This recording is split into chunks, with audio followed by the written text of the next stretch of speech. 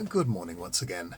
We are continuing on day 237 with our look at St. Paul's distinctive doctrines and practices, and today we come to Paul's developing attitudes to marriage and family life.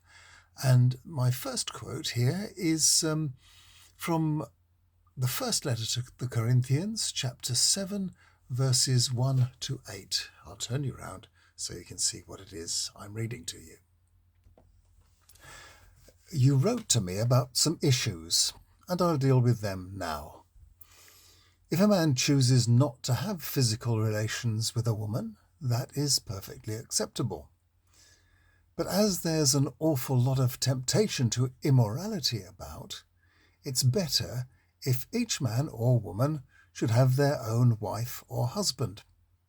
The husband should do a husband's duty to his wife, and she a wife's to him, so that they are both sexually satisfied.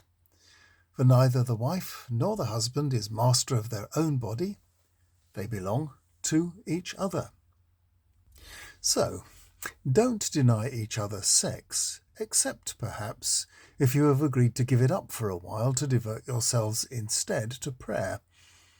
Then get back together again, or Satan will tempt you more than you can bear. This isn't an order, just advice. My personal preference would be that you were unmarried like me. But each of us has a special gift from God, and each one is different. Well, this is obviously a dedicated bachelor's advice to younger men and women.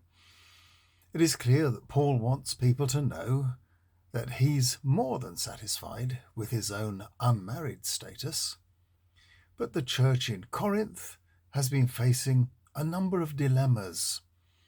And at the top of their list of questions for Paul, there's this young couple wanting to get married and start a family, but all the talk at church is about how soon everyone expects the day of the Lord to come, when everything changes. Is this at all the right time to start a family? Should they get married? Or should they put it off and wait for the crisis? Paul carefully weighs it all up. On the whole, he thinks he has made the right decision to remain single. But he's quite clear that in Corinth, as in other places in the pagan world of the day, sex was pretty freely available in the cults, and prostitution was commonly associated with pagan worship. That's why he says there's an awful lot of temptation to immorality about. So it's better if each man or woman should have their own wife or husband. We know what this feels like today, because in our own world and time, social media have made it easy to hook up with sexual partners without any feeling of respect, responsibility, or permanence. So Paul sets out a beautifully balanced set of responsibilities between wife and husband. Each should take responsibility for the sexual satisfaction of the other, and the only reason for not doing so would be the pious one of undertaking some mutually agreed spiritual exercise.